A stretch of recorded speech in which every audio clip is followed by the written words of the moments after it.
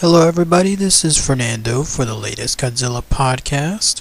As a quick follow-up, the other day we had Gareth Edwards who did a live Q&A on the official Godzilla Facebook page, and the way the Q&A was done was essentially you would post your comments underneath the thread and he would try to respond to as many of them as possible.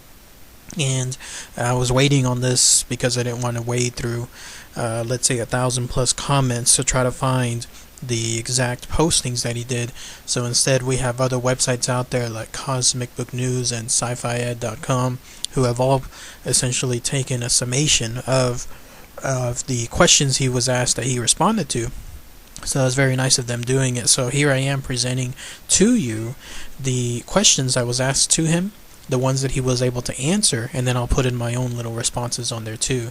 So here we go. One user asked, are we expecting any of Akira Ifukube music themes in the new film?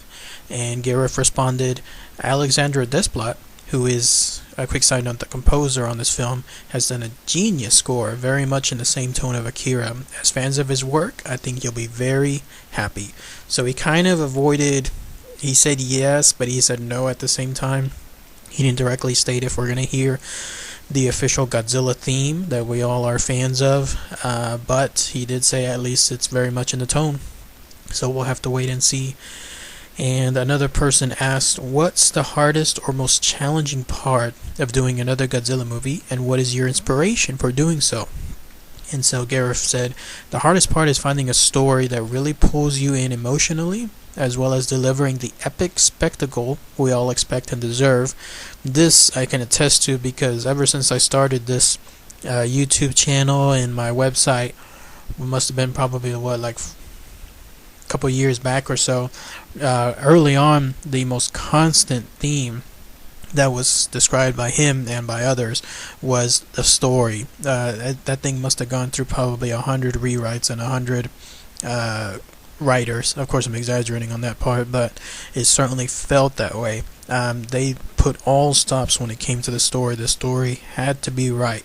It had to be 100% good from the get-go, or else it seems like they weren't pulling the green light. So absolutely, when he says it's about finding the story that really pulls you in emotionally, he says it with 1,000% conviction. So another user asked, how do you feel about a crossover with Pacific Rim?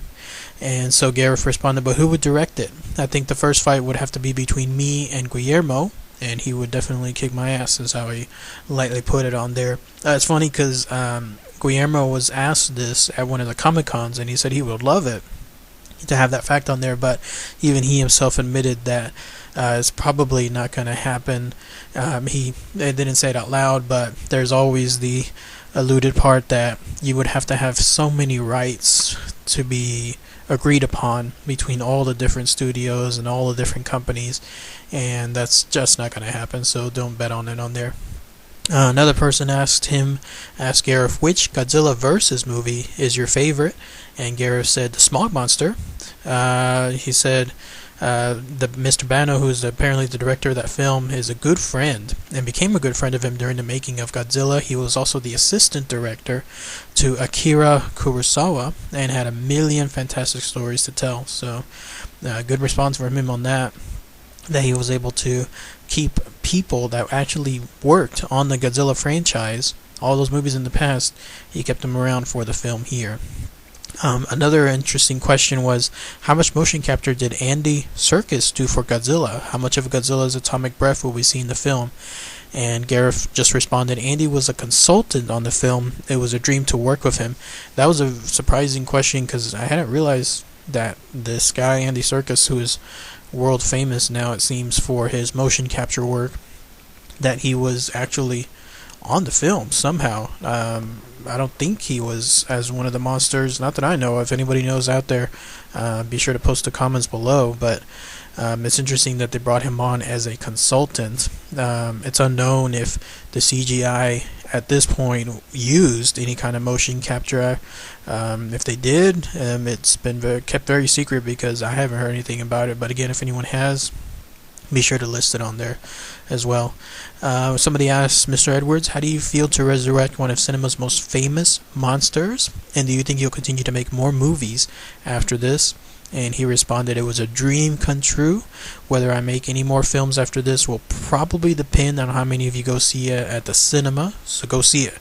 Obviously, that's a understatement there. Anybody that's a true Godzilla fan will go see this movie. But the whole idea regarding this is the fact that it's about capturing the non-Godzilla audience. That's the audience that'll make this a success.